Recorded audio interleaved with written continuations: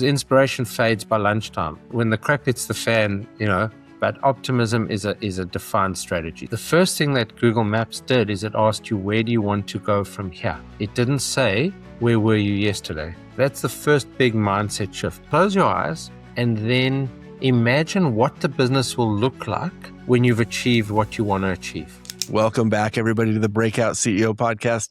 I'm your host, Jeff Holman. I'm with Intellectual Strategies, a law firm that works with a lot of innovative companies.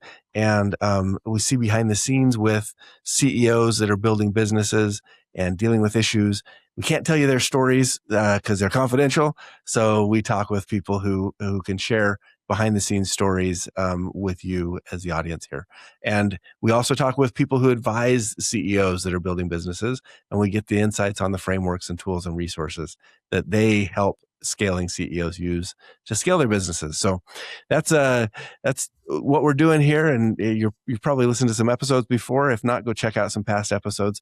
But today we've got Rael Bricker with us to talk about both his experience a little bit as running a very large, financial services business, but then also the kind of the advisory stuff that he does today and the keynote speaking that he does that helps CEOs build their business. Rael, it's great to have you on the show. Thank you, Jeff. Great to be here from the future. I always say to every US host, because it's morning here the next day already. Yes. Oh, that's fine. That reminds me one time I play soccer with my brother or football or what, I don't know what they call it in Australia. Is it football?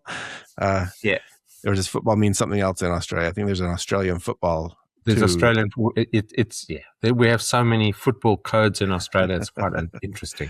Well, I play soccer with my brother, or actually futsal with my brother a couple of times a week in a group of people. And when I was I think I was either in Nepal or I was in Tanzania. I was traveling one time, and it was his birthday. And I texted the group out. I said, "Hey, happy birthday from the future."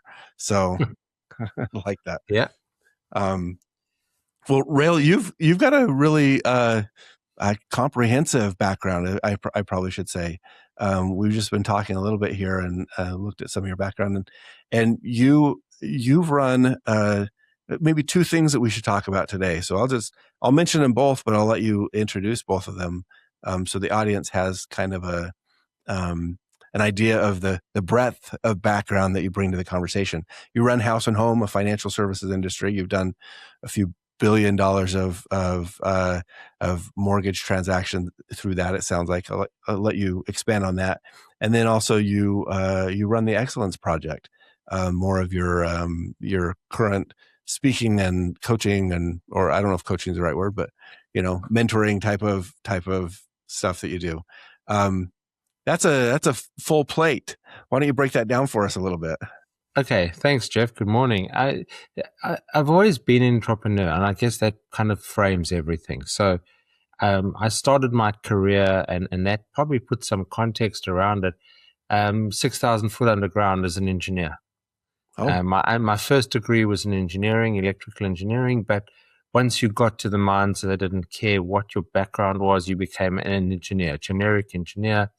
And I was 21 to 23 years old, and at some stages I ended up with 5,000 staff at that age on a gold mine, working 6,000 foot underground. So that shaped a lot of my views of the corporate world, of how to deal with people, how to be a leader without being an overbearing boss. And I think that was the fundamental lessons I learned there because I was so young. But interestingly, and I get this with lots of entrepreneurs now, I only really internalized those lessons many years later. Yeah. Like I was too young and immature and arrogant to actually understand the lessons at the time.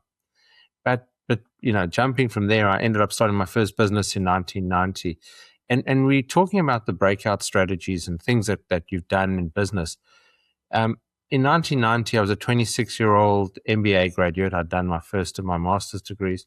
Yeah. And we started a business in South Africa as a consulting firm. We didn't actually understand or even think that two 26-year-old MBAs trying to tell the world how to run their businesses has any flaw in that model. We just couldn't see the flaw. And that was quite interesting when I go back and analyze that. Anyway, started that business, and a year later, we pivoted completely from a consulting firm to an education business. Yeah. And you've got to put that into a context. It was in South Africa. It was the year after Nelson Mandela was released. And there was a massive hunger for education amongst the primarily people of color in South Africa, the black population in South Africa, who had been downtrodden under the apartheid government.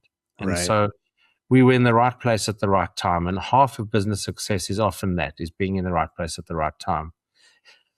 And I guess being able to grab the opportunity. So we started this business. We were working out of my partner's lounge room. That was where our offices were. And we rented some premises, had 20 students in our first semester, and 5 years later had 4,000 students over 6 campuses. What kind of stuff were you teaching? Is this like leadership or just No, it was actually long-term programs. So the challenge there was that the university system hadn't caught up with the demand for education. And so we were running, in the US, the best would be a junior college, if you want to call it that. We were giving out 4-year diplomas, which were regarded as equivalent to a 3-year degree by the education authorities. But there was a massive growth in private education because the university systems couldn't cope. I see. Were these programs like publicly funded? I haven't been to South Africa yet, so I'm not sure. So were they publicly funded? No, they were privately funded, and I mean I tell stories in the first book I wrote where a domestic worker had saved money from every pay because she knew she had to pay for her kids' education, and would literally arrive in my office and reach into her bra and take out thousands of rand to pay for her child's education. Wow. And this mother had probably never been to school or not been to school beyond, 5th grade or 6th grade, but understood that she wanted her kids to get an education. Yeah. So it was a great profitable business. It was a great noble business when 90% of our students came from disadvantaged backgrounds. And we were, again, right place, right time, grew rapidly at the time, and ended up with a 50,000 square foot, 5,000 square meter building in downtown Johannesburg, which was our head office. And in 1996, after being threatened in my office with an AK-47 assault rifle, I decided it was time to exit the business. And so we didn't just exit, we actually found a small listed entity and reversed our business into them. And then my partner and I we appointed a CEO of our business, our business unit. And my partner and I then went on the mergers and acquisitions trail for them. Okay. And we actually acquired 9 businesses over a period of 18 months for that entity, grew the share price 15 times over that time. Wow. So many details. It was a lot of Can I ask a couple questions? Because and some will be business, some won't. But briefly, 6,000 feet down in a mine. What does that mean? Paint a picture for me, because I've never been down there. It is a rock temperature of 90 Fahrenheit or 35 degrees Celsius underground. It is dusty. It is dangerous. I worked on a mine where we celebrated. We had 50,000 staff on the mine, and we celebrated the number of shifts with no fatalities. That was that weirdly today I don't think you would ever do that because of the negative mindset of no fatalities. You'd rather celebrate positivity. But in those days we celebrated the non-negativity. That makes sense. It was weird. You celebrated, working. So once you came out of what they called the cage, and the lift was called the cage, and it was literally a metal cage. When you got underground, the first area you saw was okay. It was a 10-foot high passageway that led to wherever down the way. But then when you got into the working areas, there were sections of that mine. Now, gold mining. It's got smaller and smaller got smaller and smaller because gold mining itself in California, the gold rush, there was nuggets, right? So they were looking for big gold nuggets in various places. In South Africa, the gold is very deep, 6,000 foot, and it is in a seam probably no more than 2 centimeters, 3 centimeters, so 1 inch or 1.5 inches So wide. you're just following seams along. You're looking for the seam, and obviously you want to get out as little rock as possible because the rest of the rock is waste. Yeah, yeah. And so there were areas we worked in that were 700 mils high. So,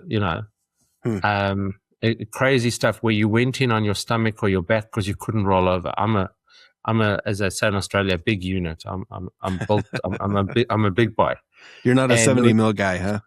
yeah, and there were times I couldn't roll over in the working areas. You either went in on your stomach or your back. You crawled in. Yeah, yeah. To the working areas, and then so that was it. And then so majority of work was manual labor. We weren't, as an engineer, I wore a white overall, not a blue overall, which is just a weird distinction there, and which is kind of crazy, white overall in that environment. Yeah, not white for very long. No, it wasn't white for very long, but labor was cheap. So you came out from underground, you dropped your overall, and there was an attendant in the change room for engineers who would go and wash your overall and hang it up for you for the next day. I see. Well, Okay, take me. I mean, not to jump too much, but take me to the, because you mentioned, building this education business, having 4,000 or 5,000 people there, but you kind of casually mentioned being threatened with an AK-47 one day, and that being the impetus to sell the building. Is that a result of having a successful business and maybe being a foreigner, not fitting in? It was a result of a lot of things. At the time, there was a lot of, so universities around the world have always been beds of activism, left-wing activism. Okay. And we chose our premises and our building to be across the road from the major university in Johannesburg. And so sometimes the line between a private enterprise like ours and a public enterprise like the university was very blurred. Okay. And so that was the first thing. So there was also, union activism and people who'd come into our offices and go, hey, we demand, which is interesting because it was a private entity. So that's a bit of a context. What happened is we chose early on in our business that we knew that the students coming to our courses had traveled probably an hour and a half from the traditional black areas in South Africa. Okay. They hadn't had any food, and obviously sugar levels were pretty low. And so we gave them free tea and coffee and biscuits every single day. That was a big expense in the business. I see. Anyway, so that's what we gave them. On this particular day, behind our building, there was a petrol station where a lot of the taxis, and when I talk about taxis, these are minivans, 15-seaters or 14-seater minivans that provided a lot of the transport in South Africa for the black population. They used to park at this petrol station behind our building. And one of our students had a cup of coffee on a windowsill and threw it out the window because he thought it was a joke. This is how petty the situation was and how inflammatory it was. Yeah. Not only was all this activism, he threw this out over a taxi. So the taxi driver came into the office and said to us, can he talk to the students? Because somebody thought it was a joke to dirty his clean taxi. That was the extent to it. So I said, sure. So I took him up to that classroom. We're speaking to the students, and he's speaking in the local language, which I understood. And the next thing, he took off his jacket and had an AK-47 in his hands. Was that common for taxi drivers? Yeah, so taxi wars, the war between the rival gangs who ran the taxi situation was crazy. Yeah. Okay. So this was, and he just said to the students, that was a business run by deeper root groups. By much deeper roots but yeah, it was a crazy business because it was hugely lucrative because there was no public transport. Wow. Anyway, this guy then waved this AK-47, pointed at me, pointed at the students, and basically said, next time somebody does something like that, he's just going to take out his gun and shoot through the window. Oh, man.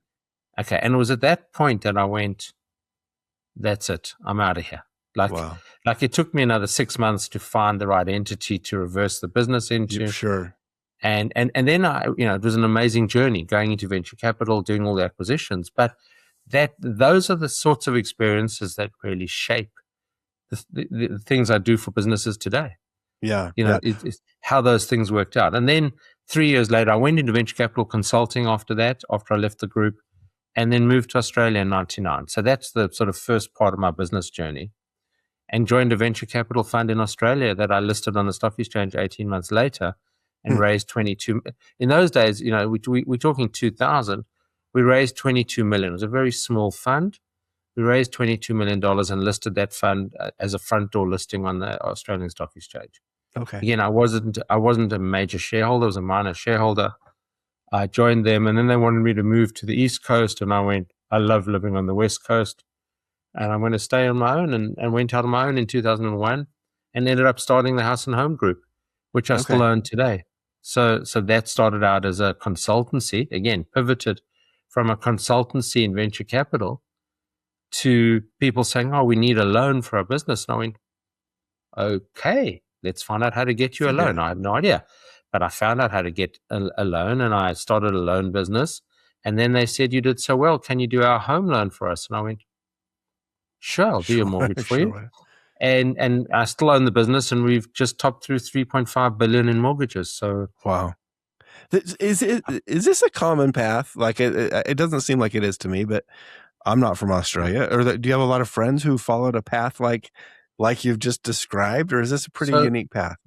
no, so a lot of my friends have been in business 20 years or 25 Mm-hmm. years in their own businesses. And it's always funny because we have some friends who are professionals. I mean, I have 2 master's degrees, so I guess I have to call myself professional, right? Yeah.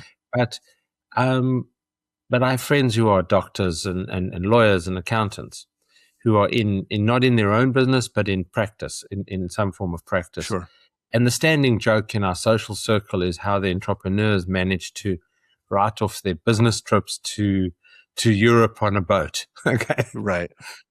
Whereas, the corporates can't do that. When you're in a corporate and you're on a salary, the deductibility of certain things is quite restricted as Yes. one aspect of it. But in our circles, probably half of our friends are like professionals, mostly medical, Mm-hmm. who have been, they're either, so one, a couple radiologists, a couple which are big practices, and others are, doctors in their own practice. But they don't see themselves as entrepreneurs. Even a doctor in their own practice doesn't see themselves as an entrepreneur. They see themselves as a doctor in practice. It's an interesting Yeah. mindset shift. But I think I get bored easily, and I've always been told I get bored easily. And so that's probably an ADHD trait, and definitely an ADHD trait. And so based on that, I've been a collector of experiences. My father died in 1999, so it's a number of 27 years ago now. But he always said to me, and unfortunately he died in his 50s. So, Yeah. but he always said one day when he retired, he wanted 40 years experience, not 1 year 40 times over. Oh, And I think that's almost philosophically driven everything I've done. really? I just I want different experiences. The year after I sold out in South Africa, I was under restraint of trade. I went and got my pilot's license, private pilot's license. I went and did a course in holistic healing and massage. Hmm. Okay. Just because I was interested. Have I ever worked as a massage therapist? No. My wife gets the benefit of that. Yeah. But the truth of it is, I learned about the body. I learned about holistic healing, and I learned about things that were making it interesting for me. Yeah. Well, you So say you're bored, but you're clearly a learner and a doer too. You're not just sitting around bored. no, You, definitely not. yeah.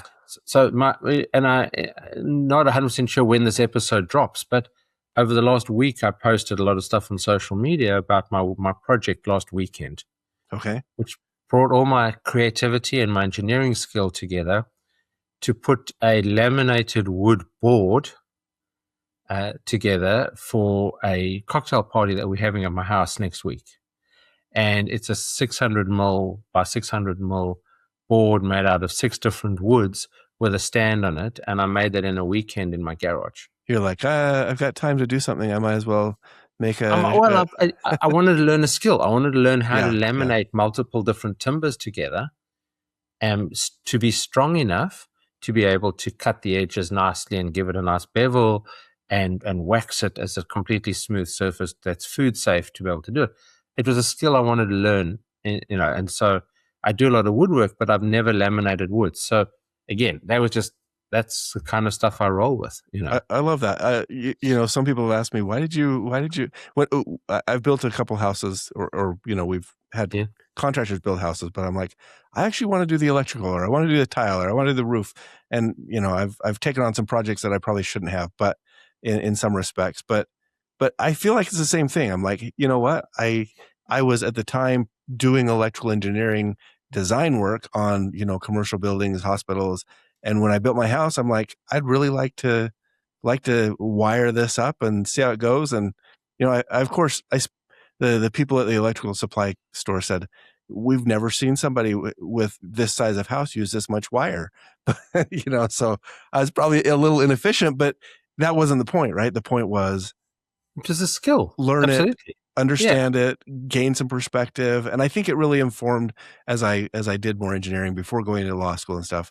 It informed how I interacted with people a little bit differently, because I'm like, oh, what's on the plans really doesn't get implemented. Like you can't just draw the line on the plans and all of a sudden the wires go there, right? You've got to work it around everything. So I think I can relate to this learning thing, Yeah. this learning approach to life that you're talking about. And I'm gonna have to reflect a little bit more on this this statement about 40 years of experience instead of 1 year 40 times over. I think that's a meaningful statement.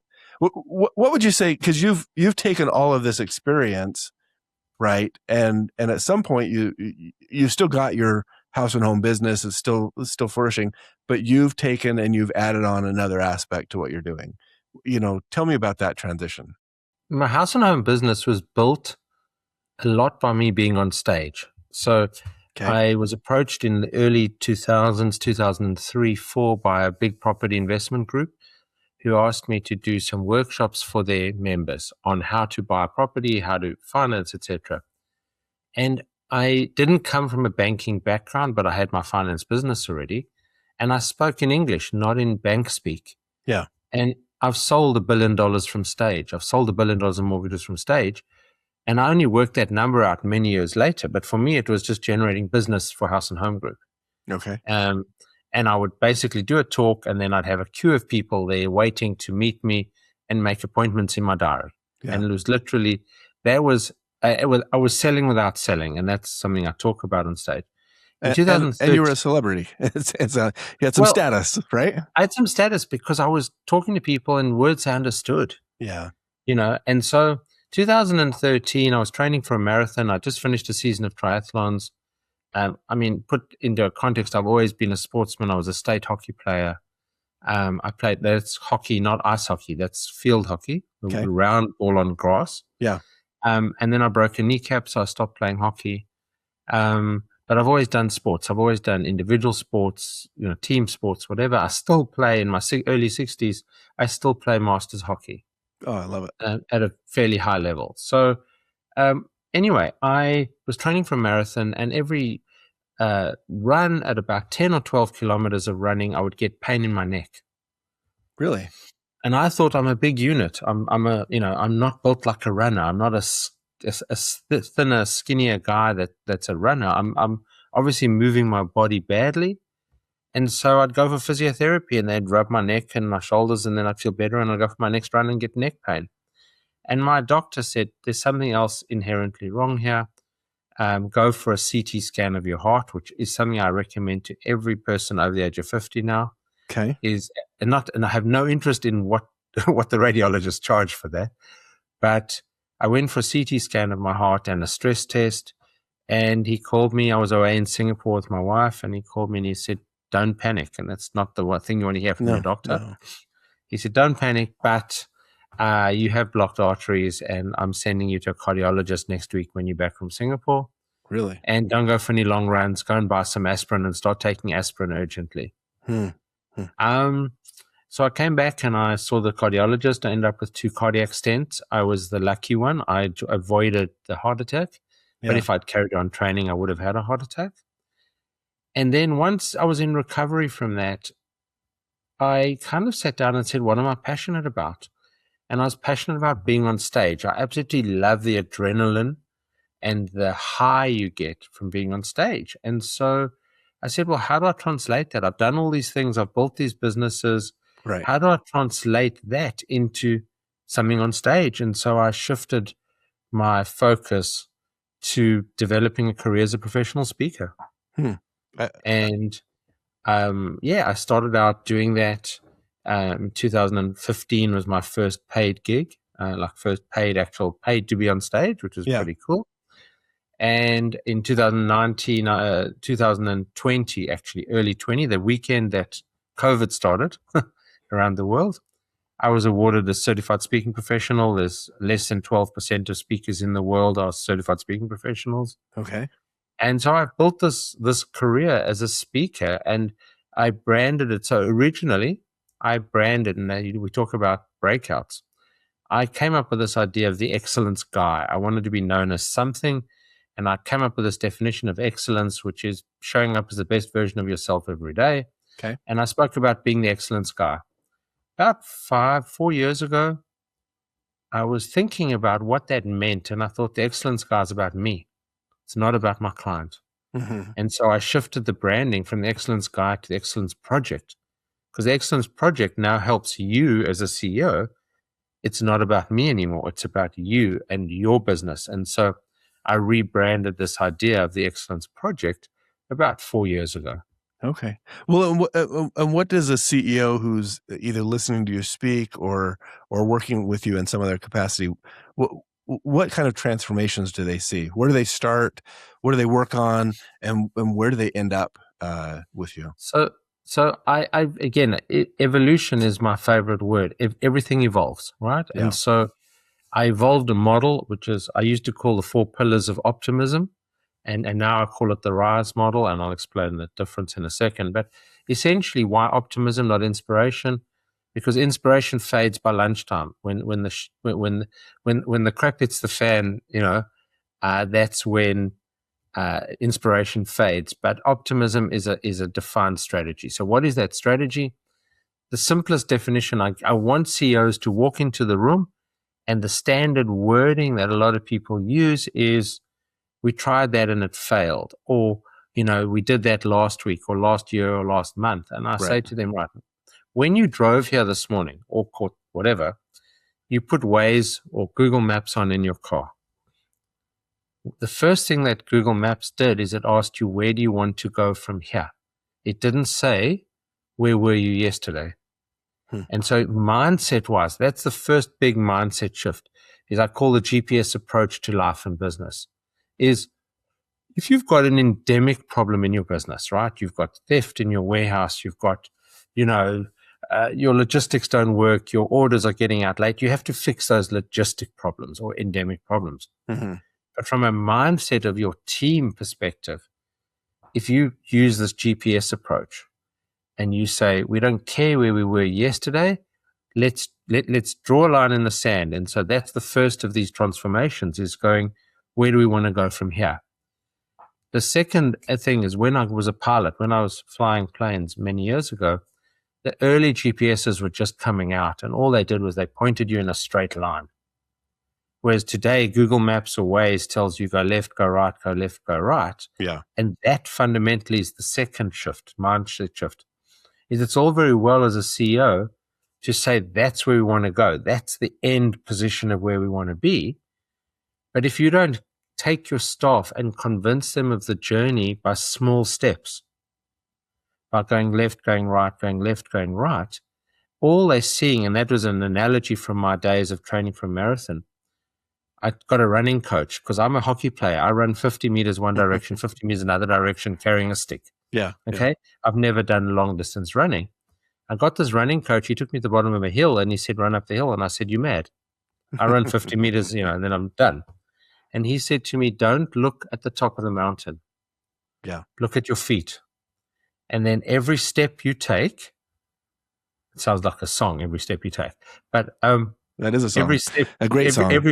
Every step you take, and suddenly you look up, you're at the top of the mountain. Yeah. And so that's exactly that same GPS approach. That's one of the stories I tell on stage about my marathon training. And I've got photographs of me running up hills. But that's what it's about. It's about imagining the hill, but looking down at your feet. So Yeah. that's one of the transformations that we get them to think about is how do you paint the big picture? And that was my frustrations working on the mine. The CEOs, the bosses that I worked with never painted the big picture.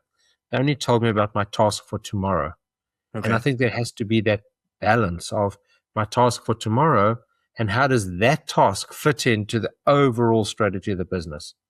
So that's what I do. The RISE model talks about those four things, RISE, but it talks about raising a vision, Mm-hmm. inspiring the team, and I use something based around DISC. The DISC Yeah. programs been around since 1929, almost 100 years. But I use it as red, yellow, green, and blue, four different colors. And I talk to them about how you communicate that vision to your team. The third pillar, okay, is the strengths, is finding out what worked in your business. Yeah. So if you think about every CEO you've ever dealt with, when you ask them what's worked, they start off the sentence with what didn't work. All right. Well, And first we tried this and it didn't work, but yeah, yeah, but they've got that's to from a get mindset perspective. If you yeah. change from problem to possibility, okay, you say what worked for us and how do we reduplicate that? Again, these are all mindset shifts. And I've got exercises that I do with them and workbooks, and we go through how do you find what's worked for you in the past? Yeah. And then how do you duplicate that? And there's a rider to that. If you've got a great staff member who does great stuff, don't get the other staff to duplicate them. Okay, because they can't. It's what that person's doing from the heart, hopefully from the heart. What you want them to do is find their own individual strengths and duplicate those. Yeah. Because they own. That's what they own. And then the last is the E of RISE is to go and do the step-by-step approach, the incremental approach. Okay, step-by-step approach to implementing everything we've done. And so that brings it together. And RISE, the idea of RISE is to go up, to lift up, to whatever. So there's a lot of, subtle stuff around that model. But those are the four pillars, that incremental events that you put in. And that brings it all together. And that's what the whole basis of everything I do with companies is about. Thank you for explaining that framework. I think it's great. And I think there may be one other part that in some of the stuff that we either talked about or I read, you also talk about naive confidence and deliberate confidence a little bit, don't you?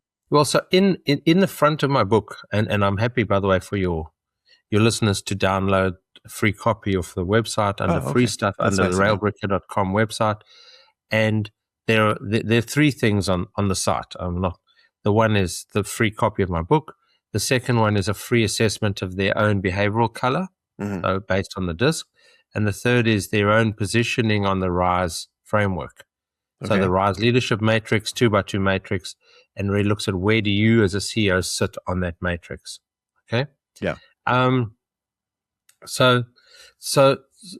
I also speak in the book because I wrote the book, the first version of it 8 years ago.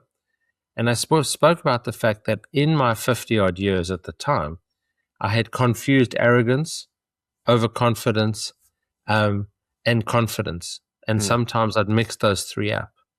And how the arrogance had actually probably cost me a lot of money in my life. Yeah. Because you couldn't, once you're arrogant, you can't see the wood for the trees because all you see is your own ego. Yeah. And I guess as I've got older and more mature, I've kind of learned about that. But the idea of, and then I brought that through to my optimism. To everything I do is talking about optimism. And it's not blind positivity.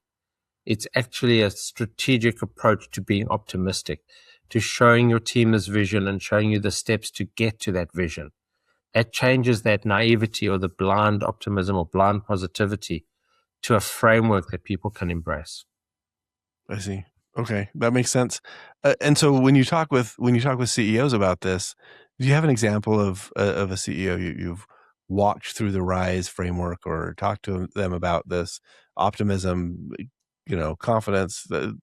What's an example of someone who's been through this and seen some type of transformation, either in their business or in themselves? So there've been a lot, and interestingly, The biggest measure of transformation for me is the medium enterprise side rather than the big end of town. Okay. I've done a lot of work with the big mining companies and whatever, but that's a little bit like trying to turn the Titanic on a dime. Yeah. Okay, it's there's individual transformation. So I get messages on LinkedIn from people going, wow, I went to work the next day and I really looked at what I was doing and I worked out the steps and I saw, great, I got success with this last week and I'm doing it now. That's individual transformation and that's what makes me happy. Okay. I found the best success has been, I did some work with a number of different groups. One of them was a big building franchise group where they had franchise operations around Australia and they all came together. And we did about 3 hours with them. Yeah. But it was about the getting the entrepreneurs who were running those individual franchises to take a breath and go, what am I good at? What are my strengths? What makes my franchise successful?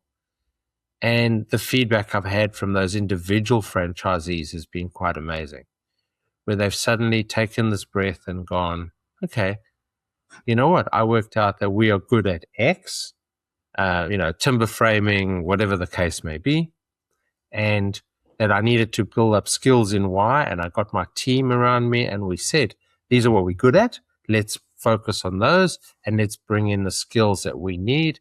But without focusing on it, they were only seeing the big picture. When they suddenly broke it down into what steps do we have to take, they realized where their strengths were. Well, that's hard. That's hard for people to see without somebody to help guide them sometimes, because you get either so busy in the detailed, in the work itself, that you don't have time to reflect. Or sometimes, if you take the time to reflect, you might not know what you're looking for exactly. Oh, absolutely. And again, my late father used to tell me that the definition of a consultant was somebody who steals your watch and sells you back the time. He had others. He said a consultant was also someone who knew 101 different ways of making love and didn't have a girlfriend. Yeah. Okay. But that truly is what it is. Sometimes the role of the consultant is the mirror. Mm-hmm. It's that mentor role as opposed to it's a mentoring role as opposed to a coaching role. And I'll define those two very quickly. The mentor is someone who is the mirror on the CEO, who they can look at and say, do I look good today? Okay. And in the mirror context, but in the business context. Whereas the coach, and we've just been through the World Cup, as it would have probably taken over everywhere in the world as it did. And you'd see the coaches screaming instructions from the side of the field. And I think that's the subtlety, is the coach actually tells people, move yourself to that position on the field in order to do something, because they are trying to direct the play. Yeah. Whereas the mentor, which is much more as I see my role, is that mirror on the CEO, is being the sounding board, does the sanity checks. I have my own mentors, and my own mentors are my sanity checks. I go to them and I go, have I lost the plot, or is this making sense? Yeah, that makes sense. Yeah. Well, so if somebody hears this episode and they say, man, I think I should get a hold of Rail, or I should read his book. It sounds like you got stuff on your website. Is that how most people get a hold of you? My website or LinkedIn. Yeah, very active on LinkedIn, but otherwise railbricker.com, and there's a little tab on there called free stuff. There's a whole lot of free downloads and all other things that come off there. I respond to every email myself. I have VAs and PAs, but I respond to every single email myself, as long as they're not trying to sell me junk bonds or something like that. Yeah. Which I get a lot of, as you would know. But for sure. But yeah, and absolutely, railbricker.com or rail@railbricker.com is my email. Send me an email and I'll always answer it. Great. We'll share that. I want to know, as we kind of wind up here, what would you say is, you got your frameworks and you've got the stuff that you talk about on the stage, but if you were to have a sit down, one-on-one with a new CEO who's stepped into the scaling role or the scaling stage of their business, and let's just say they're pretty fresh, they're maybe a little overwhelmed. What kind of advice would you give them to help them keep that level of optimism that you talk about? The first is being able to succinctly define, and I hate the terms vision and mission, but I use the word vision as where does the CEO see the business going, rather than that thing that's stuck on a wall that's pretty generic, called the vision statement or the mission statement, right? So it's about being able to define the vision and share that vision with the team.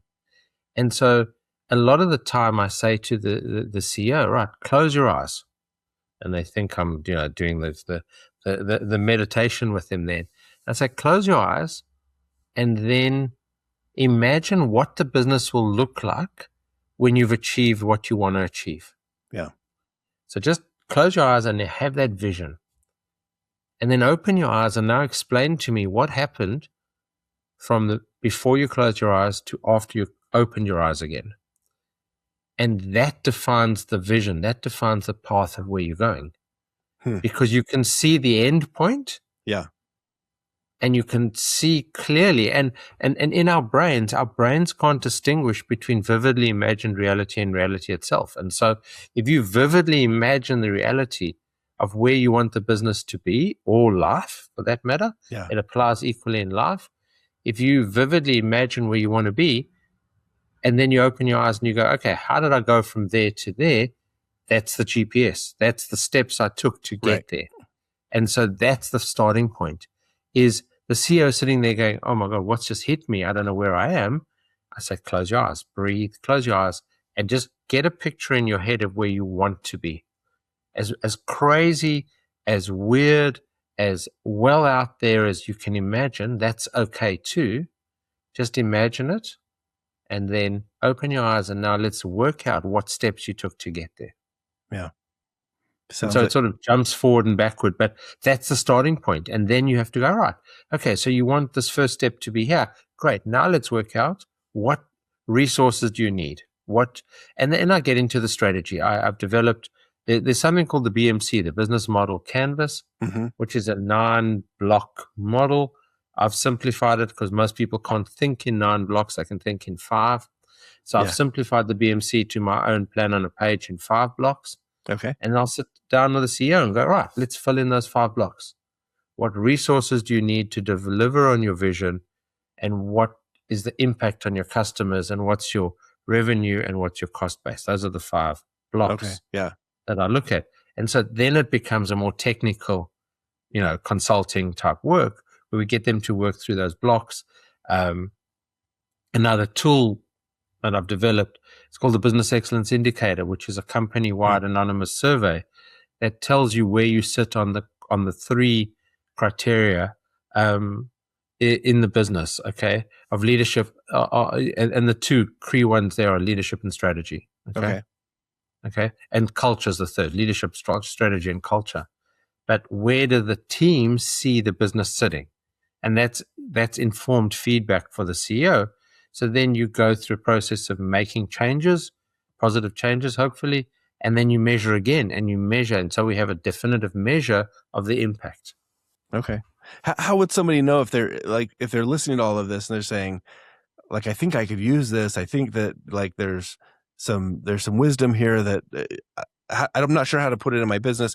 What would that person be, noticing about themselves or their situation, where they could say, oh, this is a trigger. I should probably seek some guidance, some help. Yeah, I mean, I spend a lot of time having a one-on-one, and I don't charge for that, exploratory call just to chat to people and see how they go. Yeah. What would they notice? They'd notice a frustration with the team not embracing or embodying their vision. Okay. Because if they don't have the vision, that's the first problem, right? So if they're going, oh, I'm too involved in the day-to-day treadmill. I'm a little bit like the hamster on the wheel, and I'm not stepping away from it for a few seconds or few days or few weeks to actually see the wheel from the outside. What I'm seeing is myself running on this treadmill. Yeah. Then there's a time you have to get off it, and sometimes they go, So again, one of the breakthrough moments in my business is called the Breakthrough CEO, right? The breakthrough moments in my financial services business was 20 years ago Mm-hmm. when I went from 18 finance brokers in my business down to 10. And I employed my first assistant to help them process their mortgage applications for their clients. Hmm. That shift, and I call it giving up control to gain control.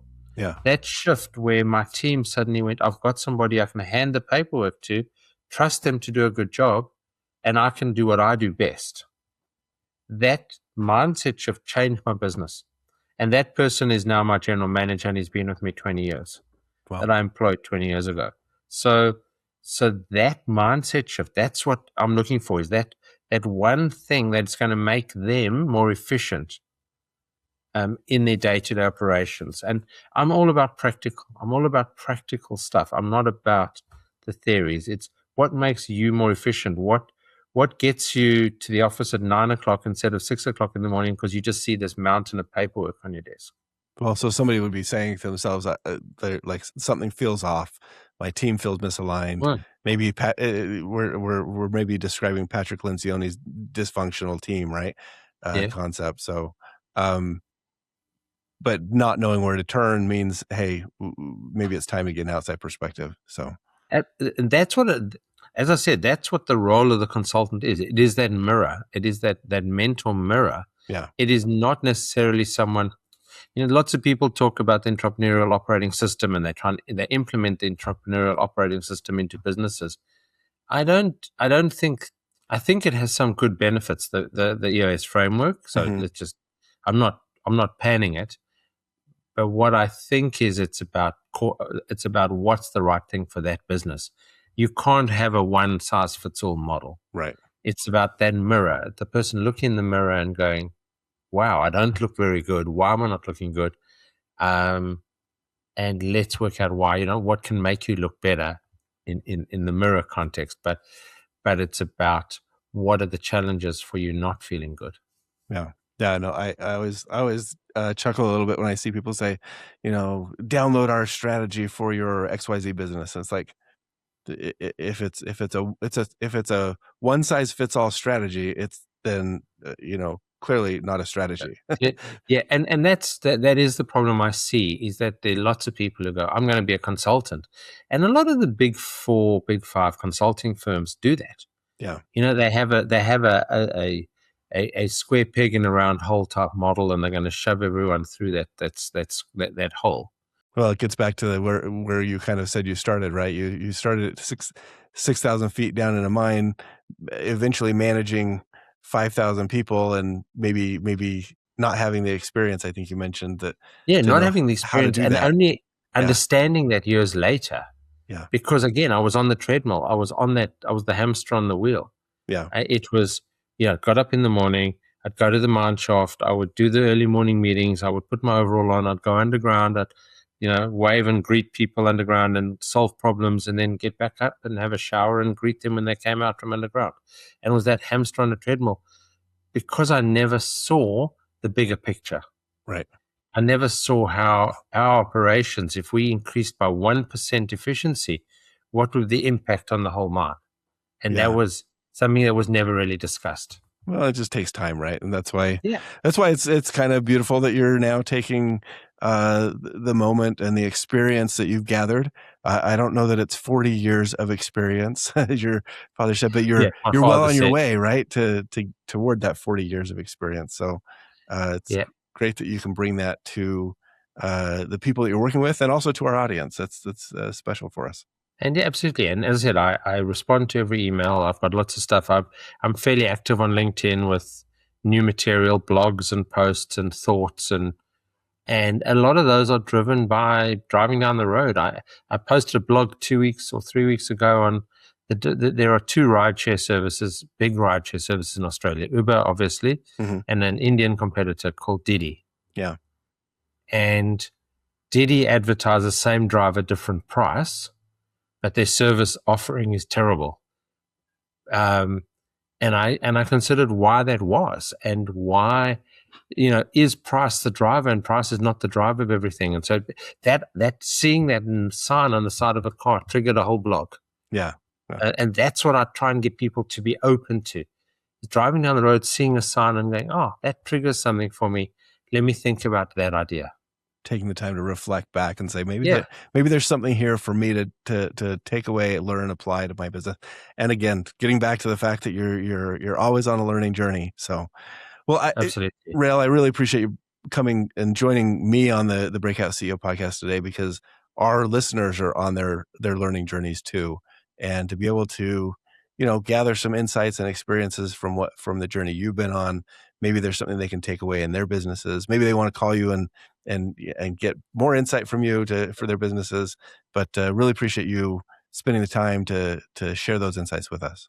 Fantastic. It's been a great conversation, a really great flow of conversation. So thank you very much, Jeff. Thank you. And thanks to all of our listeners out there who joined us on today's episode of the Breakout CEO. Be sure to follow or subscribe on your favorite podcast platform. And if you enjoy the show, a rating or a review goes a long way.